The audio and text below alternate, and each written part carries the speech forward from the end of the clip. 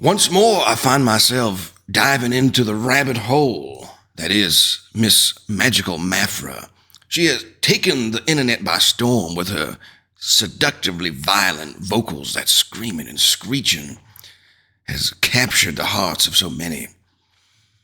Now, to be warned here, there are so great number of channels and videos that are much more technically minded about singing than I am. They will tell you the position of a box, how to recreate a sound.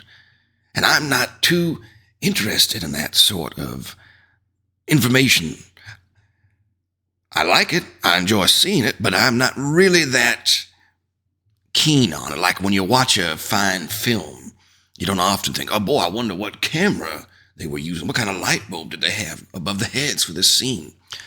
No, I am more interested in the art of the performance, the psychology of why it is that this song has taken the mind captive of so many. And it is not purely from the vocals of it, because you have many other singers. They sing well, they sing nicely. Nobody's going around Mafra's videos and saying, boy, she sure has a good voice, doesn't she? Yeah, let's give her a round of applause, everyone. She's got a great voice. Oh, wow, that was nice. That was nice. Now I'm going to go make a sandwich. Well, sure, maybe you have a few doing that.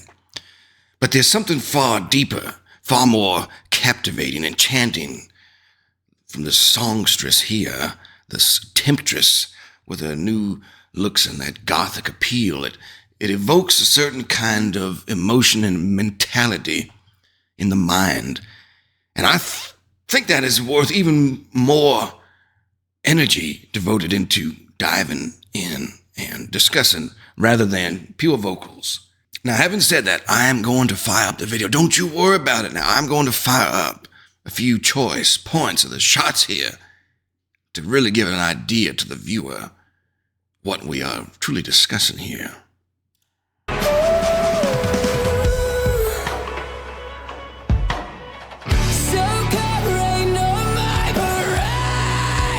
Cause I wanna feel it, come shove me over the edge. Cause my head is in overdrive. I'm sorry, but it's too late. And it's not Good saving. God. So come rain on my parade. I think we're doomed. Now, if we look, the facial expressions, the body language, the whole tonality, the whole expressive force of her body is being put into the song here. This is no mere radio song that she is performing. This is an outing of the soul, a projection of many things which I'm sure she has kept down, hidden for a very long time.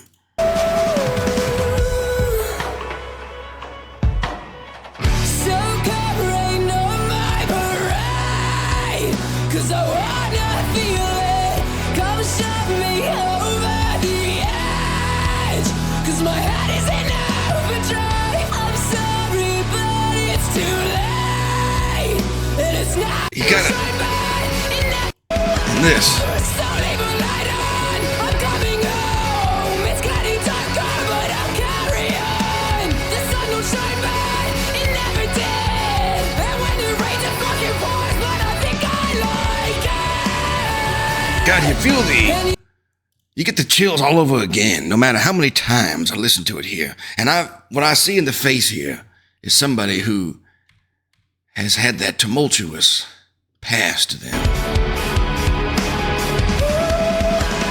So leave a light on. I'm coming home. It's getting darker, but I'll carry on. The sun will shine bright. It never did. And when it rains, it fucking pours. But I think I like it. And you know that I'm in love with the man. I think And when it rains, it fucking pours. But I think I like it. you just know that, put this way, art and music and everything else didn't used to just be a dumbified thing you scrolled through. It wasn't just flipping, oh, look, oh, nice, nice, nice.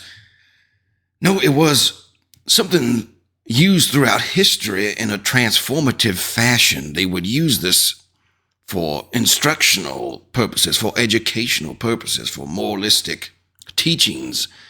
The performance was not just a listen and go. It was a medium used to reach the minds, used to reach the hearts of the citizens. It was something that could convey emotion beyond what any dry lesson in a classroom might be able to offer.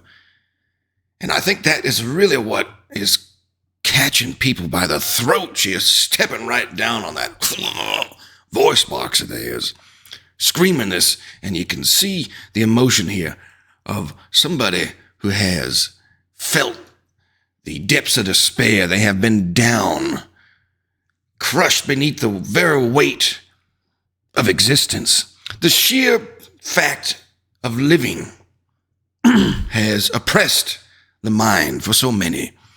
And you can see in her face, I read into it in the performance here.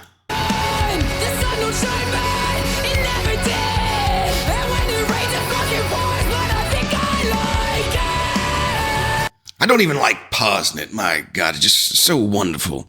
Someone who has faced that trauma, someone who has felt the agony of existing. They have spent how many nights wondering if it's worth continuing on.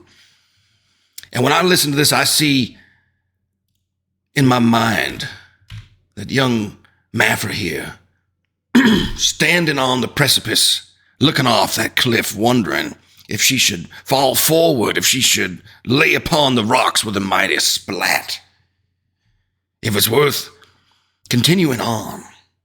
And that as she is falling, we hear this.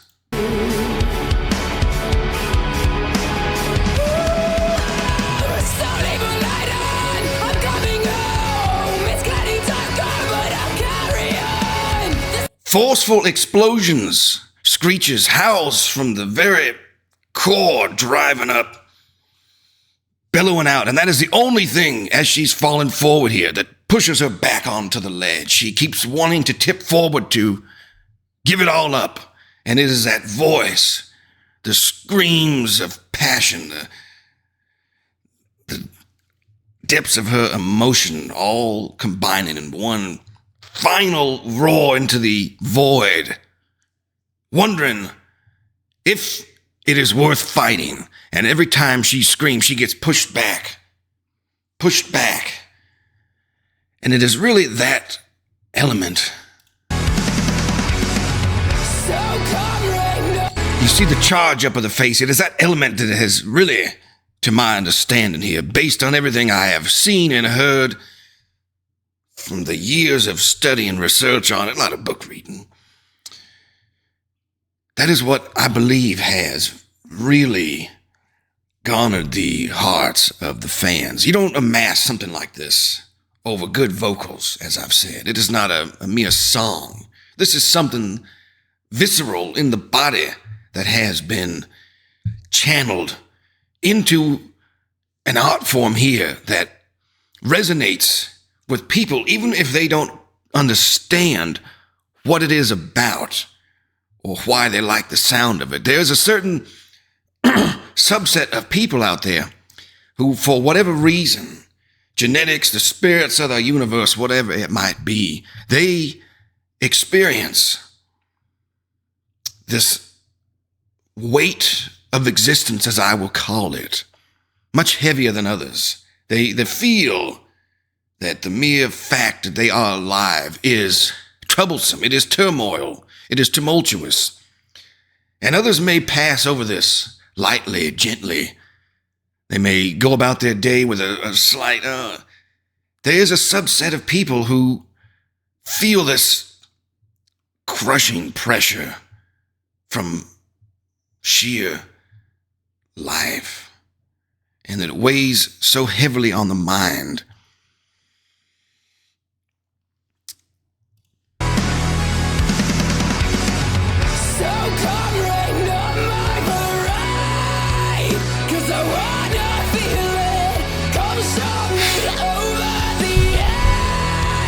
'cause my head is in overdrive. I'm sorry, but it's too Wonderful. late, and it's not worth saving. So come right now. And that you have these people who are essentially smashed by it. They're not defeated, but they are crushed by it, by this weight, and it is up to them. Should they choose to rise? Should they climb up? Should they push off that ledge and come back? And it is perhaps a rare few that can really accomplish that to any great degree. But out of that sadness, out of that despair, that destruction of the mind, you get a performance like this.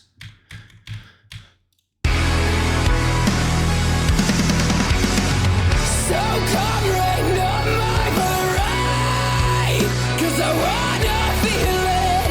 Come show me over the edge, 'cause my head is in overdrive. I'm sorry, but it's too late, and it's not worth saving. The final cry, the final roar, the final attempt here is being put forth into the world.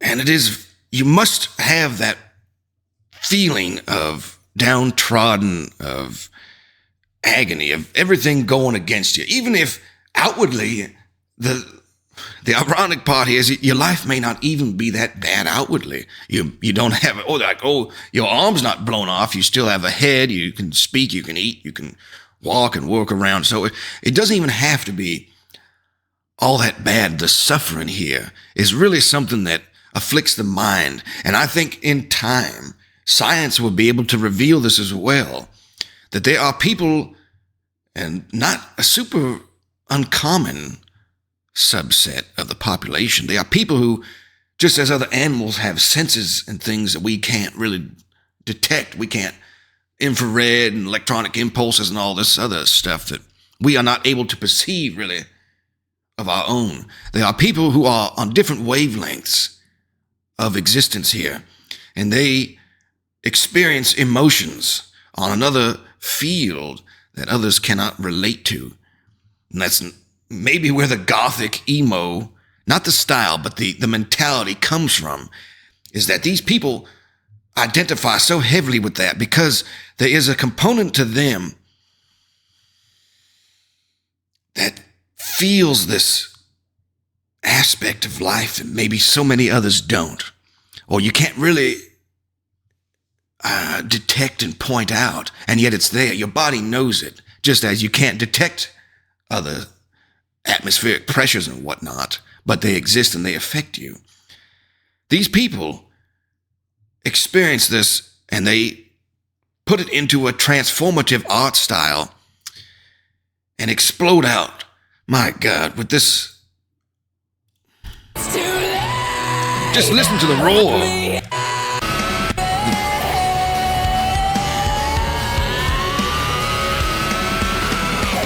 So come rain on my parade, 'cause I wanna feel I wanna. it. On my parade, 'cause I wanna feel it. Come shove me over the edge, 'cause my head is in overdrive. I'm sorry. You don't get that without having this immense pressure buildup in the mind. And that is what I think is so special about this here, is that she has found a way from so many countless nights of hopeless feelings, so many days of wondering, of questioning the existence of herself, and so many others resonate with that.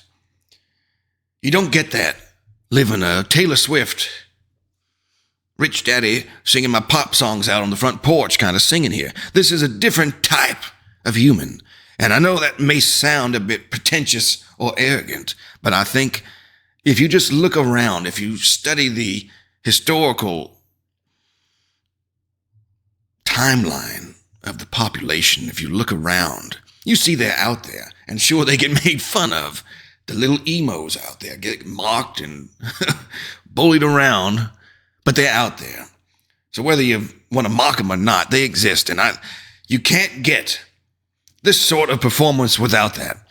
And The unfortunate part about this fact is, well, I say a fact, a lunacy of the mind that I crafted up here, but I'm sure it'll be proven one day, of course. They must be despairing in order for them to rise. They must be in the darkness. They must feel as if they have nowhere to go. And only then can they rise and see that small pinpoint of light above that they rise up towards and create something transformative that really secures the emotions of so many. And the sad part is, as I am saying, not everyone rises.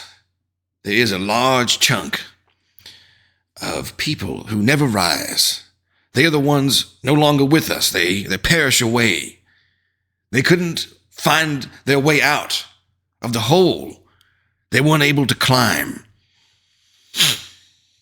And as sad as that is, I think it is a requirement. It is something that must be sustained, maintained. It's the cost. Everything has a cost to it now. And this is something that carries a very heavy life being removed is the cost. In order to get people like this, people who invent things, people who create and craft things, they don't come from a place of comfort. They come from a place of despair, of sadness, of immense trauma. Whether, as I said, physically it is all that bad or not, all it requires is for the mind to be in mental agony. Doesn't matter the outside circumstances, because there's a whole nother world of ideas and thoughts, emotions that I don't think many understand, but that's out there. And many don't climb from that. And it is the heavy burden that follows around humanity. But once in a while, you get something like this. Now, the Mafra songs have not just sounded nice. She came from that place and expelled it out. The soul blasted into the universe here. And I've read how many comments from people, how many different videos they have put out. So in order for her to be this despairing, in order for her to have felt down for so many years, to result in this and that, like a cloud of joy, a cloud of inspiration, of cathartic well-being, disperses out over the lands, and it reaches how many millions of people now? And that is the point, that so many must suffer first in the hopes that one out of however many will rise, and that one gives off so much benefit, so much progress, so much advancement, so much emotional healing that it is required. If you go back through history, comedians, for example, now, how many of them are deeply depressed, lonesome by themselves, just terrible inner lives, and yet they spread joy, they spread wonderment to how many millions of people? Now, why do you think that is the case? Why would someone responsible for elevating the spirits of that many others be the one who suffers? It's too late. It's too late. And it's not worth saving. So come rain on my parade. I think we're doomed. I think we're doomed. Now there's no way back.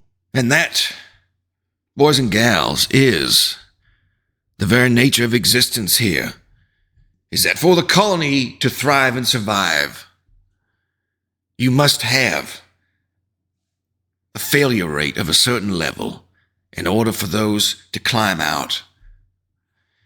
Whether it's by fate, by luck, by chance, who knows what, whether you have been chosen from birth, I know not. But I do know that this pattern is very prevalent throughout all of mankind, throughout the entire population, and that I look at it with veneration. I see it as the necessary evil that results in the wonderment of life, of the existence, that really gives pleasure, that really creates a meaning, a reason for others to partake in existence here. Let's just look around. Try to identify in your life, reflect back and think, what is it I do on a daily basis? Where is that coming from? Who made this stuff? Now, what have they gone through? It's a heavy cost, my friends, heavy cost, but from the ashes rises the phoenix. That's all for now, boys and gals. As always, Ghostmas Past, taking a little break. Ta-ta. Play us out, Mafra.